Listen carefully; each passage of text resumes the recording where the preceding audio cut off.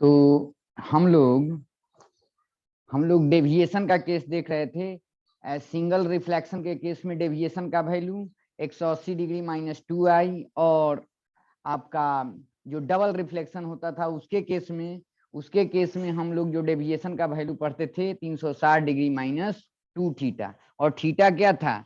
जो दो plane mirror inclined होते थे जितने एंगल से, है ना। तो चलो एक पहले क्वेश्चन हम लोग करते हैं। तो ऐसे है क्वेश्चन ऐसे है आपको।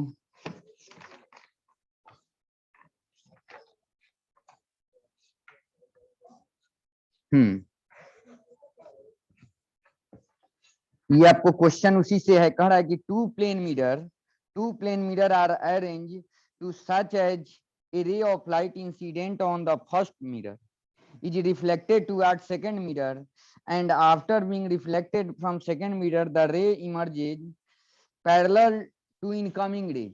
मतलब कह रहा है, मान लेते हैं एक रे ऐसे आ रही है और फाइनली आफ्टर टू रिफ्लेक्शन यहाँ पर रिफ्लेक्शन हो रहा है ना, और फिर टकरा के इधर आ रही है तो यहाँ पर रिफ्लेक्शन हो रहा है, जो भी है ना, यहाँ पर हो रहा है। तो फाइनली जो रिफ्लेक्ट हो रही है वो ऐसे जा रही है, जो भी है इसके ऐसे रिफ्लेक्ट होकर के ऐसे जा रही है। मतलब जाना चाहिए था इधर, जा रही है इधर और फाइनली जाने लगी इधर। मतलब डेविएशन कितने का है? एंटी पैरेलल है ना, मतलब डेविएशन आपका है 180 डिग्री का। कितने का डेविएशन? यही होता है ना, जिधर इनिशियली जा रही थी फाइनली इधर जाने लगी तो कितने से रोटेट हो गई ये? 180 डिग्री से। तो डेविएशन कितना हो जाएगा? 180 डिग्री। तो इसके केस में ये तो पता हो गया कि डेविएशन आपका 180 डिग्री इसमें दिया हुआ है। और आपसे फर्स्ट क्वेश्चन पूछा हुआ है, ये बोर्ड में भी आता है, इसी से रिलेटेड दो क्वेश्चन है।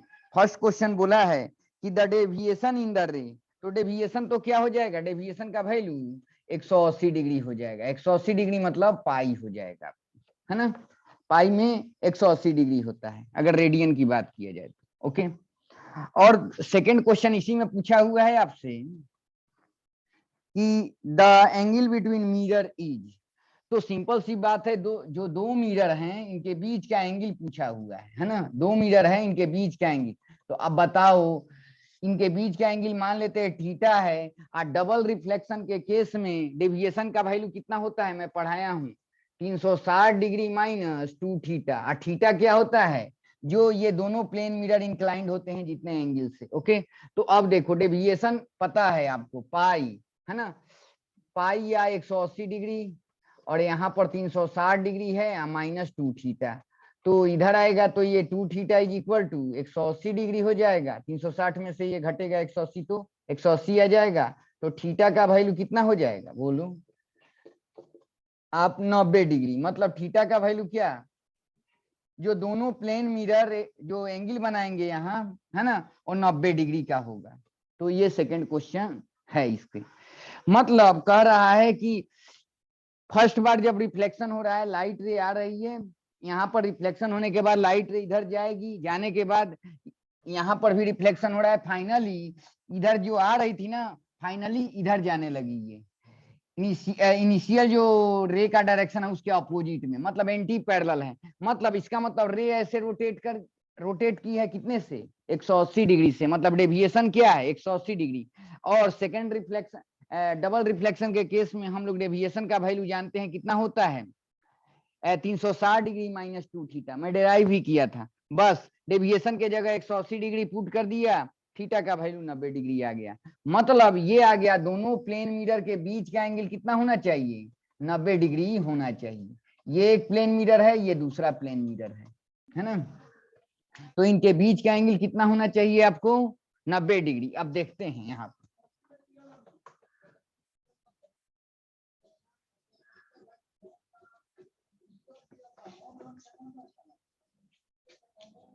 तो जैसे यही क्वेश्चन देख रहे हैं हम लोग, ऐसे है आपको।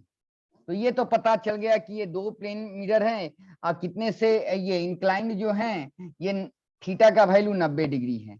अब देखिए एक रे ऐसे आ रही है, ठीक है, अब प्रूफ करते हैं कि फाइनली एंटी ये रे और फाइनल जो रे है रिफ्लेक्टेड रे ये एंटी पैरेलल है कि नहीं। देखिए हो जाएगा, ये परपेंडिकुलर है आपका, ये जितना एंगल होगा आई उतने से क्या हो जाएगी, ये रिफ्लेक्ट हो जाएगी, ये आर का वैल्यू आई के बराबर।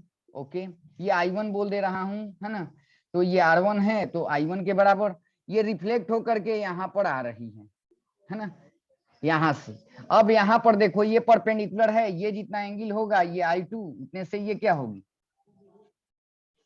रफ है एक आइडिया लिया हूं ऐसे, है ना, तो ये आपका R2 का वैल्यू क्या होगा, I2 के बराबर। तो देख रहे हैं ये रे और ये रे एंटी पैरेलल है कि नहीं, ये एंटी पैरेलल है ना,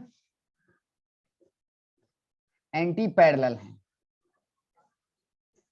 तो जाना चाहिए था इधर, जा रही है रे इधर, तो इनके बीच क्या एंगल डेविएशन क्या होगा, बोलो 180 डिग्री, है ना। और जब डेविएशन 180 डिग्री है डबल रिफ्लेक्शन के केस में, आप फॉर्मूला ही जानते हैं 360 डिग्री माइनस 2 थीटा, और थीटा होता है एंगल बिटवीन ये जो प्लेन मिरर होता है। तो आपका थीटा का वैल्यू कितना, यहाँ पर 180 डिग्री लिख दिए थे, ये 360 डिग्री माइनस 2 थीटा, इधर 2 थीटा का वैल्यू इधर हो जाएगा 180 डिग्री, तो थीटा का वैल्यू कितना 90 डिग्री आपका आ गया था। मतलब जब 90 डिग्री इनके बीच का एंगल होगा तब क्या होगा, ये एंटी पैरेलल हो जाएंगे, है ना। यही केस था, ये बोर्ड में आपको खूब आता है। अब अगला क्वेश्चन थोड़ा देखते हैं।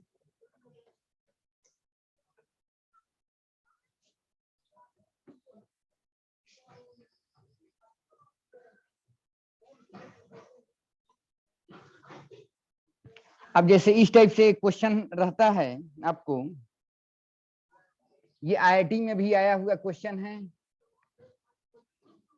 कह रहा है कि two metre are inclined at an angle of theta, ठीक है, इनके बीच का एंगल, दो प्लेन मिरर है, इनके बीच का एंगल कितना दिया हुआ है आपको, थीटा दिया हुआ है, दो प्लेन मिरर है, इनके बीच का एंगल थीटा दिया हुआ है। A ray of light moving parallel to one of the mirror, parallel to one of the mirror. Okay, ये मिरर है, एक लाइट ऐसे आ रही है, इसके पैरेलल में ऐसे आके इस पे गिर रही है, इस पे गिर रही है, ठीक है। Parallel to one of the mirror become parallel to the other mirror after two successive reflection. The value of angle theta is okay. कह रहा है दो रिफ्लेक्शन के बाद क्या हो जा रही है, ये रे अभी आ रही है इसके पैरेलल में है बोला है, और देखो अगर यहाँ पर ये I1 होगा तो उतने से रिफ्लेक्ट होगी ना, ये एंगल ऑफ रिफ्लेक्शन हो जाएगा, ये R1 का वैल्यू I1 के बराबर, और ये यहाँ पर आएगी, थोड़ा ऐसे बना लीजिए रफ, थोड़ा सा यहाँ पर दिखा रहा हूँ। तो अब देखिए परपेंडिकुलर ये है, ये जितना एंगल होगा, है ना, ये अगर I2 कह दे रहे हैं तो उतना ही से ये क्या हो जाएगी, तो कह रहा है कि इसके पैरेलल में आ रही है ऐसे, ये जो है फाइनली इसके साथ इसके पैरेलल में है ना, ये आपका R2 है, R2 का वैल्यू I2 के बराबर है। तो आपसे बोला है कि ये एंगल बता दीजिए थीटा का वैल्यू कितना होगा, थीटा का वैल्यू कितना होगा आफ्टर टू सक्सेसिव रिफ्लेक्शन, है ना। तो चलो, तो आप जानते हैं कह रहा है कि ये और ये पैरेलल हैं, ठीक है। तो यहां पर देखते हैं, ये अगर थीटा हम मान रहे हैं, इसको देखें, ये और ये पैरेलल हैं, और ऐसे पढ़ते थे ना, या ऐसे देख लेते हैं, ये और ये पैरेलल हैं आपको, ये थीटा है, ये थीटा है, तो ये थीटा हो जाएंगे। और बताओ ये ग्लांसिंग एंगल होता था कि नहीं, ये ग्लांसिंग एंगल इसके रिफ्लेक्टेड रे जो प्लेन मिरर के साथ बनाएगा, या इंसिडेंट रे इस केस में जो प्लेन मिरर के साथ बनाएगा, मतलब ये थीटा होगा तो ये भी तो थीटा हो जाएगा, है ना। अब देखो ये प्लेन मिरर है, ये प्लेन मिरर, ये आपका प्लेन मिरर है और पैरेलल है, ये एंगल इस एंगल के बराबर होगा, 10th क्लास में आप पढ़े हैं। जब ये एंगल और देखो ये और ये पैरेलल है, ये कट कर रही है, तो ये एंगल इस एंगल के बराबर होता है, 10th क्लास में पढ़े हैं। तो ये भी ग्लांसिंग एंगल है, अगर थीटा है तो ये भी थीटा आपका हो जाएगा। तो अब बताओ इस ट्रायंगल में देखो आप, इस ट्रायंगल में ऐसे, ये वाला ट्रायंगल में आप देखिए, इस ट्रायंगल में क्या हो जाएगा आपका theta plus theta plus theta, है ना, कितना 180 डिग्री, तो 3 थीटा का वैल्यू कितना हो जाएगा 180 डिग्री, तो थीटा का वैल्यू आपका 60 डिग्री। तो angle between two plane mirror कितना आ जाएगा 60 डिग्री, और ये बोर्ड में भी आता है, ये फेमस क्वेश्चन है। ठीक है, तो ये क्वेश्चन हम लोग किए।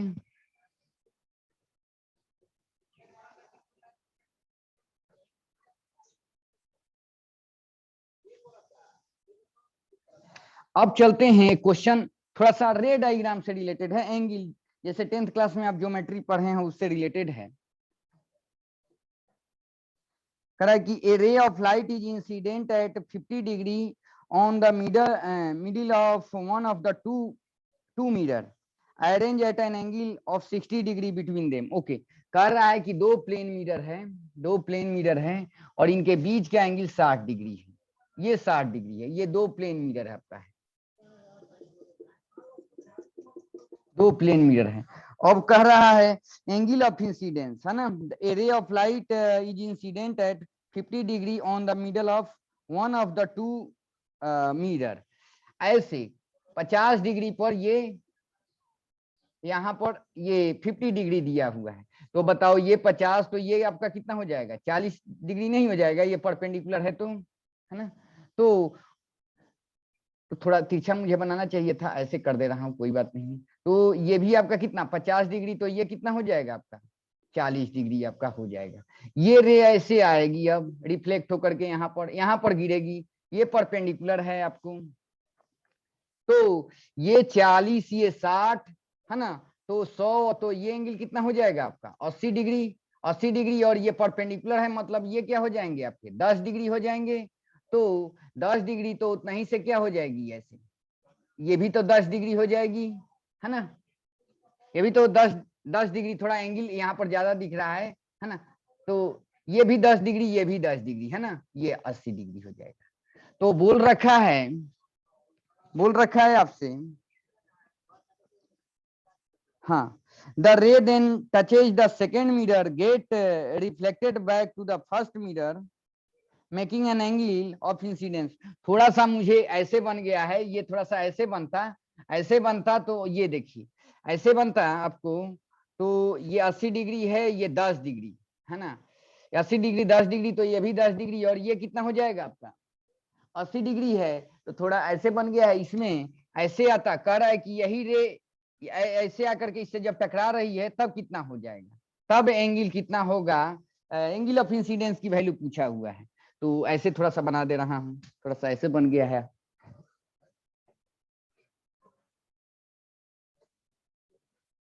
ये ऐसे है,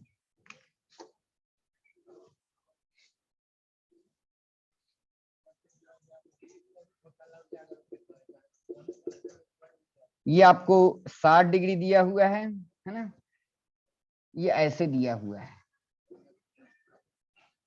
ये आपको 50 डिग्री है ना, और उतना ही से ये 50 डिग्री है यहाँ पर, तो ये देखिए, तो ये तो 40 डिग्री, तो ये भी आपका 40 डिग्री, तो ये आपका कितना 80 डिग्री आ रहा था। तो ऐसे परपेंडिकुलर इस पे ऐसे डाल देंगे, तो ये आपका 10 डिग्री, और उतने ही से ये रिफ्लेक्ट हो जाएगी, ये 10 डिग्री से, है ना, और रिफ्लेक्ट होते हो करके यहाँ पर आपको टच कह रहा है कि कर रही है, तो यहाँ पर जब टच कर रही हैं, तो ये एंगल ऑफ इंसिडेंस आपको बताना है कितना होगा, ये एंगल पूछ रहा है। तो आप चलो, तो कैसे कर देंगे, ये वाला ट्रायंगल देख लेते हैं, बड़ा वाला ट्रायंगल देख लेते हैं हम लोग, ये एंगल है ना बड़ा वाला, तो ये देखो यहाँ पर कितना हो जाएगा, ये 80 और ये 10 90 और ये 100 और ये 60, तो ये कितना हो जाएगा आपका, ये 100 है, ये टोटल 100 डिग्री है, ये 60 है, तो ये कितना हो जाएगा आपका 20 डिग्री। और जब ये 20 डिग्री ग्लांसिंग एंगल है, तो ये परपेंडिकुलर के साथ जो एंगल बनाएगा तो 70 डिग्री, उतने से ये रिफ्लेक्ट हो जाएगी, है ना। कहने का मतलब फर्स्ट पर आकर के गिर रही है, यहाँ पर रिफ्लेक्ट होने के बाद सेकंड पर जा रही है, यहाँ से रिफ्लेक्ट होने के बाद फर्स्ट पे आ रही है, तब ये एंगल पूछा हुआ है, एंगल ऑफ इंसिडेंस का वैल्यू कितना होगा, तो 70 डिग्री आपको आ जाएगा। तो एंगल ऑफ इंसिडेंस की वैल्यू कितनी होगी 70 डिग्री, है ना। C will be the correct answer. मैं इस क्वेश्चन को व्हाट्सएप पे भी भेज दूंगा। तो अब हम लोग आगे वाले टॉपिक को फिर देखेंगे।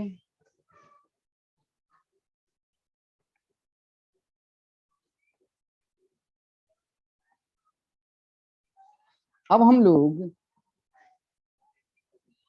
ऑब्जेक्ट के बारे में थोड़ा पढ़ेंगे और प्लेन मिरर से रिलेटेड टर्म देखेंगे, वहां पर इमेज के बारे में भी पढ़ेंगे।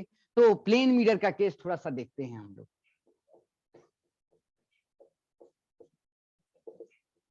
तो ये 10th क्लास से आप पढ़ते आए हैं कि ऐसे एक सरफेस होता है, प्लेन मतलब ऐसे मानिए ऐसे है ना, ये है, और है ना एक साइड को सिल्वर कर दिया जाता है, तो ये आपका नॉन रिफ्लेक्टिंग पोर्शन है,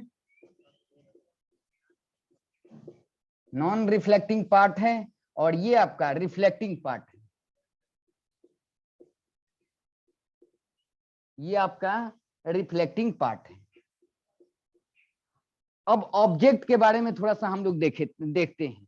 तो ऑब्जेक्ट दो टाइप के आपके होते हैं, पॉइंट ऑब्जेक्ट और एक्सटेंडेड ऑब्जेक्ट। तो पॉइंट ऑब्जेक्ट समझ ही रहे हैं कि यहाँ पर पॉइंट के फॉर्म में होगा, यहाँ ल्यूमिनस सोर्स होगा, यहीं से लाइट निकलेगी, और जो रिफ्लेक्टिंग पोर्शन है उस साइड में मान लेते हैं मिरर से एक्स डिस्टेंस पे इसको रखा गया है, ये पॉइंट सोर्स है आपका, पॉइंट ऑब्जेक्ट भी कह सकते हैं, पॉइंट ऑब्जेक्ट है ना। और मिरर के सामने रखा गया है, जो जिधर रिफ्लेक्टिंग पार्ट है उधर, यहाँ से एक्स डिस्टेंस पे रखा गया है, तो यहीं से समझेंगे कि यहीं पर ल्यूमिनस सोर्स है, यहीं से लाइट निकल रही है ना। तो लाइट निकल रही है तो एक लाइट ऐसे निकाले और एक लाइट ऐसे निकाले, क्योंकि इमेज बनाने के लिए हम लोग को 2 रे कम से कम होना चाहिए, है ना। तो अब देखते हैं इधर से जो रे जाएगी, इधर से जो रे जा रही है, आफ्टर रिफ्लेक्शन, रिफ्लेक्ट जितने एंगल से इंसिडेंट होगी उतने से क्या हो जाएगी, रिफ्लेक्ट आपका इधर हो जाएगी, और ये रे जो जाएगी आफ्टर रिफ्लेक्शन इधर आ जाएगी, तो ये परपेंडिकुलर है, जितने एंगल से इंसिडेंस होगा यहाँ पे, तो रिफ्लेक्शन भी उतने ही एंगल से। तो 2 रिफ्लेक्टेड रे जहां पे मैच करती है, तो रियल देखिए, रियल लाइन ये है, रियल रिफ्लेक्टेड रे ये है, तो इधर तो कहीं मैच नहीं करेगी, तो पीछे बढ़ाने पर, पीछे ऐसे बढ़ाने पर आपको डॉटेड लाइन से यहाँ पर इमेज बनेगा, है ना, इमेज। और हम लोग देखते थे पॉइंट ऑब्जेक्ट का पॉइंट इमेज बनेगा, पॉइंट इमेज है, पॉइंट इमेज यहां बनेगा, और याद रखना है मिरर के पीछे बन रहा है तो वर्चुअल होगा, एक वर्चुअल कंसेप्ट होता है, वर्चुअल होगा। डॉटेड लाइन से हम लोग देख रहे थे 2 रिफ्लेक्टेड रे जहां पर मैच करती हैं वहीं पे इमेज बनता है, और वो इमेज रियल भी हो सकता है और वर्चुअल भी हो सकता है। अगर रियल लाइन मैच करेंगे, रियल लाइन, 2 रियल लाइन, ये रियल लाइन है, 2 रिफ्लेक्टेड लाइन, आफ्टर रिफ्लेक्शन और रिफ्रैक्शन, अभी रिफ्लेक्शन पढ़ रहे हैं तो रिफ्लेक्शन का केस देखेंगे। किसी भी ऑब्जेक्ट का जब इमेज हम लोग बनाते हैं तो दो रे का होना जरूरी है, 2 रिफ्लेक्टेड रे जहां पर मैच करती हैं, है ना, कन्वर्ज करें या डाइवर्ज करें, है ना। तो यहाँ पर देखो ये कन्वर्ज नहीं कर रही है ना, यहाँ पर ये यहाँ पर डाइवर्ज कर रही हैं, ये क्या है, इधर कहीं मिलेंगी नहीं, तो डॉटेड लाइन से बढ़ाएंगे तो यहाँ पर इमेज बनेगा, मतलब इस पॉइंट ऑब्जेक्ट का पॉइंट इमेज बन रहा है, लेकिन पीछे बन रहा है, डॉटेड लाइन से बन रहा है, तो वर्चुअल इमेज बोलेंगे। तो रियल ऑब्जेक्ट का वर्चुअल इमेज बन रहा है। और एक और चीज देखा गया कि मिरर से सेम डिस्टेंस पर होंगे, ये ऑब्जेक्ट डिस्टेंस पर होगा ना, उतना ही डिस्टेंस पर इमेज बनता है, 10th क्लास में भी आप पढ़े हैं इसको, है ना। तो रियल अगर ऑब्जेक्ट रहेगा तो आपको वर्चुअल इमेज बनेगा, रियल अभी मोटा मोटी ये समझो जो रिफ्लेक्टिंग पोर्शन है उसी साइड में आपको ऑब्जेक्ट रहेगा, तो उसका इमेज उसके पीछे यहाँ बनेगा, मतलब रियल ऑब्जेक्ट का वर्चुअल इमेज बनेगा आपका। पॉइंट ऑब्जेक्ट है तो पॉइंट इमेज बनेगा, और वर्चुअल बनेगा आपको रियल ऑब्जेक्ट का, है ना, वर्चुअल इमेज बनेगा। तो ऑब्जेक्ट भी 2 टाइप के होते हैं, रियल ऑब्जेक्ट और वर्चुअल ऑब्जेक्ट। तो ये रियल ऑब्जेक्ट है, उसका इमेज वर्चुअल बनेगा, मिरर से सेम डिस्टेंस पे बनेगा, जितने डिस्टेंस पर ऑब्जेक्ट है उतने डिस्टेंस पर इमेज बनेगा, लेकिन पीछे बनेगा, है ना। तो ये चीजें हैं, रे डायग्राम यहाँ देख लीजिए। तो ये रहा रियल ऑब्जेक्ट के केस में, रियल ऑब्जेक्ट का हम लोग इमेज बनाए। इमेज बनाने के लिए धीरे धीरे आपको आइडिया लगेगा, 10th क्लास में ही पढ़े हैं, 2 रिफ्लेक्टेड लाइन जहां पे मैच करती हैं वहीं पे इमेज बनता है, वो डॉटेड लाइन से बने तो वर्चुअल बोल देंगे, और रियल लाइन से मिलकर के आफ्टर रिफ्लेक्शन, अभी रिफ्लेक्शन पढ़ रहे हैं, जब रिफ्रैक्शन पढ़ेंगे तो कहेंगे आफ्टर रिफ्रैक्शन 2 रे जहां पर मैच करती हैं वहां पर इमेज बनता है ना। तो अभी रिफ्लेक्शन देख रहे हैं, आफ्टर रिफ्लेक्शन 2 रे जहां पर मैच करेंगी वहीं पर इमेज बनेगा, और रियल लाइन से मिलकर के बने तो कहेंगे कि रियल इमेज है ना। रियल इमेज को हम लोग स्क्रीन पे दर्शा सकते हैं, दर्शाते हैं। अब वर्चुअल डॉटेड लाइन से अगर इमेज बन रहा है, डॉटेड लाइन से मिलकर के बन रहा है, उस ऑब्जेक्ट का इमेज, तो कहेंगे कि वर्चुअल इमेज बन रहा है। तो एक तो केस हुआ कि रियल ऑब्जेक्ट का वर्चुअल इमेज बनता है, पॉइंट ऑब्जेक्ट है पॉइंट इमेज बनेगा और मिरर के पीछे बनेगा, ये अभी देख लिए। अब देखो कि अगर ऑब्जेक्ट आपका वर्चुअल हो, है ना, फॉर वर्चुअल ऑब्जेक्ट,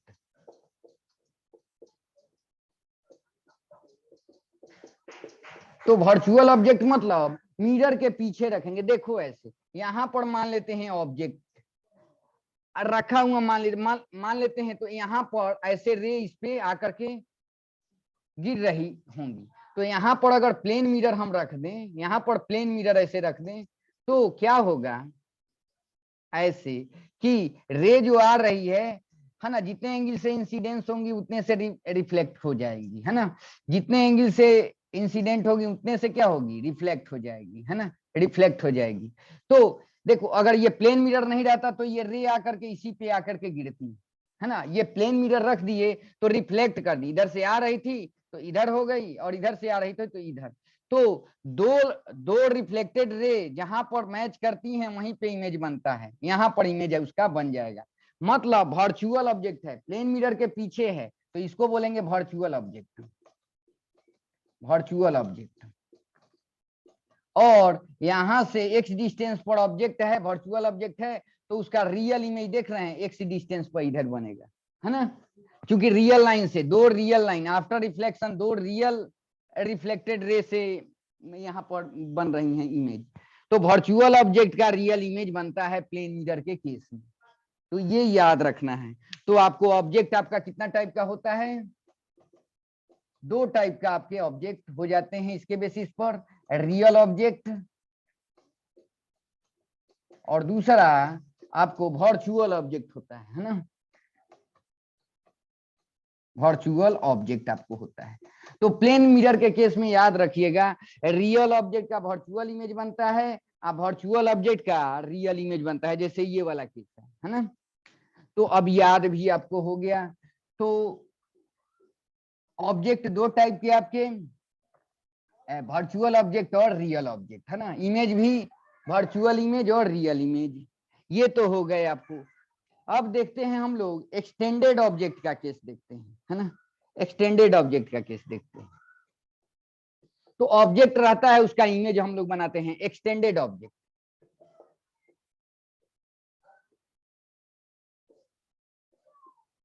तो प्लेन मिरर एक्सटेंडेड ऑब्जेक्ट का एक्सटेंडेड इमेज बनाता है। तो देखना कैसे, ये आपका प्लेन मिरर है, तो यहां पर ऐसे एक ऑब्जेक्ट रखा गया है, यहां से प्लेन मिरर ये है, ये प्लेन मिरर आपका है, प्लेन मिरर से एक्स डिस्टेंस पे ये ऑब्जेक्ट रखा गया है। तो आप 10th क्लास में ही पढ़े हैं, एक्स डिस्टेंस यहां से दूर इमेज भी बनेगा, देखना। और ये रिफ्लेक्टिंग पोर्शन के सामने रखा गया है, तो कहेंगे ये रियल एक्सटेंडेड ऑब्जेक्ट है। एक्सटेंडेड ऑब्जेक्ट कहने का मतलब बहुत सारे पॉइंट ऑब्जेक्ट को मिला करके, पॉइंट ऑब्जेक्ट को मिला करके क्या बनता है आपका, ये एक्सटेंडेड ऑब्जेक्ट बनता है। हर एक पॉइंट ऑब्जेक्ट का क्या करेंगे, पॉइंट इमेज यहाँ बना लेंगे। तो अभी देखे हैं कि इसका यहाँ पर अगर इमेज बनाया जाए तो यहाँ होगा, इस पॉइंट ऑब्जेक्ट का उतना ही डिस्टेंस पर इधर बनेगा, इसका उतना ही डिस्टेंस पर इधर बनेगा, इसका उतना ही डिस्टेंस पर इधर बनेगा, सबका ऐसे ही बनेगा, है ना, पॉइंट ऑब्जेक्ट का पॉइंट इमेज। और इनको मैच ऐसे कर देंगे, यहाँ पर जो इधर होगा ना पॉइंट, तो इस साइड में आ जाएगा, है ना, और इधर का क्या हो जाएगा आपका, इधर बन जाएगा। जितने इससे दूर होगा उतने दूर उधर जाएगा, मतलब इसका इमेज यहाँ पर बन जाएगा। ये ऑब्जेक्ट है, एक्सटेंडेड ऑब्जेक्ट है, और ये इमेज है इसका, है ना। तो मिरर के पीछे बन रहा है, मतलब वर्चुअल इमेज बन रहा है, वर्चुअल इमेज बन रहा है ये रियल ऑब्जेक्ट का। और कैसा ऑब्जेक्ट है, एक्सटेंडेड ऑब्जेक्ट है। एक्सटेंडेड कहने का मतलब कुछ नहीं, बहुत सारे पॉइंट जो सोर्स हैं, पॉइंट जो ऑब्जेक्ट है उनको मिला करके ये एक्सटेंडेड ऑब्जेक्ट बनता है। तो हर एक पॉइंट का क्या कीजिए, पॉइंट इमेज बना लीजिए, उनको मैच करा दीजिए ऐसे, है ना। तो इससे प्लेन मिरर से जो पॉइंट जो ज्यादा दूर होगा तो उतना ही दूर पर इधर बनेगा इमेज, तो ये एक्सटेंडेड ऑब्जेक्ट का कहानी है। तो अब बताओ इस केस में हम डिटेल्स अबाउट हम लोग लिखें, अगर details about image formation,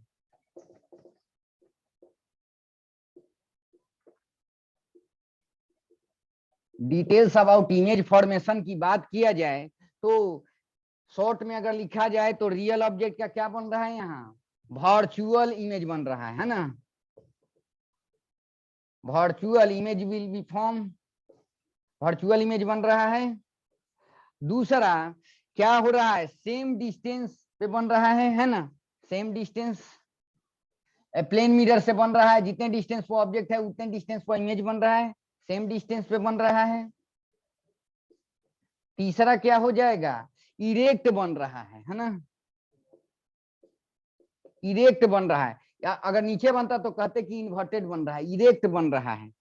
virtual बना, प्लेन मिरर से सेम डिस्टेंस पे बन रहा है, इरेक्ट बन रहा है। और इसके केस में एक आगे पढ़ेंगे मैग्निफिकेशन, है ना, मैग्निफिकेशन, मैग्निफिकेशन इसके केस में +1 होता है ना। Height of image by height of object, तो इसकी हाइट मान लेते हैं 1 सेंटीमीटर है, तो इसकी भी तो 1 सेंटीमीटर है, तो इसका तो जितना हाइट ऑब्जेक्ट का होता है उतना ही हाइट इमेज का होता है। Height of image by height of object हम लोग ये तो सेम हो जाएगा ना, तो ये +1 होता है। हम लोग आगे साइन कन्वेंशन पढ़ेंगे कि ये इसको प्रिंसिपल एक्सिस बोलते हैं, इसके ऊपर पॉजिटिव होता है, उसके नीचे दोनों ऊपर हैं तो प्लस प्लस होगा, है ना, तो इसीलिए +1 होता है लीनियर मैग्निफिकेशन, है ना। तो मैग्निफिकेशन अभी शॉर्ट में लिख दे रहा हूं। मैग्निफिकेशन जो होता है एक्सटेंडेड ऑब्जेक्ट का, यहाँ पर रियल एक्सटेंडेड ऑब्जेक्ट का वर्चुअल इमेज बनेगा, एक्सटेंडेड बनेगा, और उसके बारे में ये सब डिटेल्स आपको है ना। +1 हो जाएगा यहाँ पे। तो ये आपका एक्सटेंडेड ऑब्जेक्ट का केस है, इसको मिटा दे रहा हूं।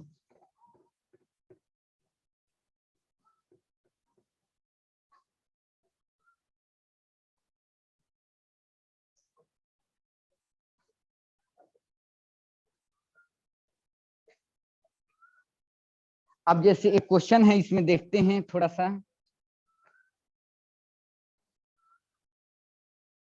जैसे एक क्वेश्चन दिया हुआ है आपको, बोल रखा है कि ये small object is place 10 centimetre in front of plane mirror. Okay, small object दिया हुआ है, ये प्लेन मिरर है आपको, और बोल रखा है a small object is place 10 centimetre in front of plane mirror. In front of मतलब ये रिफ्लेक्टिंग पोर्शन है, रिफ्लेक्टिंग पार्ट है इधर, और इस साइड में आपका नॉन रिफ्लेक्टिंग पार्ट है।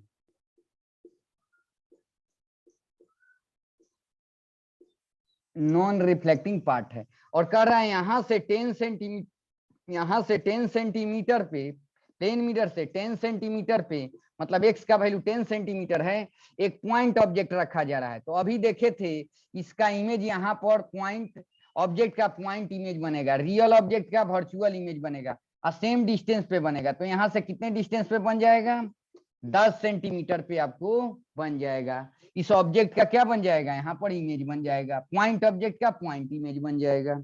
अब आपसे बोला है if you stand behind the object 30 centimetre from the mirror, कर रहा है कि मिरर से इधर 30 सेंटीमीटर पर एक आदमी यहाँ पर है ना, एक आदमी यहाँ पर है, यहाँ से कितने पर, प्लेन मिरर से 30 सेंटीमीटर पे है, मतलब ये ऑब्जेक्ट जो होगा इससे 20 सेंटीमीटर पर होगा। और बोल रखा है ये जो आदमी है प्लेन मिरर से 30 सेंटीमीटर पे है, तो for what distance must you focus your eye, है ना, करा है कि from the mirror and look at its image, for what distance must you focus your eye. कह रहा है ये ऑब्जर्वर एक तरीका से है, प्लेन मिरर से इधर 30 सेंटीमीटर पे है, तो इस ऑब्जेक्ट का इमेज तो यहाँ बन रहा है ना, तो बोल रहा है अगर ये इमेज को देखना चाहेगा तो कितने डिस्टेंस पे ये इमेज दिखेगा इसे, तो 30 ये हो गया, 10 ये, तो कितना हो जाएगा ये 40 सेंटीमीटर आपको हो जाएगा, है ना। तो इसमें 40 सेंटीमीटर आपको आंसर आएगा, है ना। डी ऑप्शन इसमें दिया हुआ है, तो D will be the correct answer, है ना। डी ऑप्शन दिया हुआ है 40 सेंटीमीटर। यहां से ये अब यहाँ ऑब्जर्वर से ये इमेज कितने डिस्टेंस पे है 40, ये 30 और ये 10, तो कितना हो जाएगा आपको 40 सेंटीमीटर आपको हो जाएगा। तो आज यहीं तक रहने देते हैं, फिर कल हम लोग पढ़ेंगे।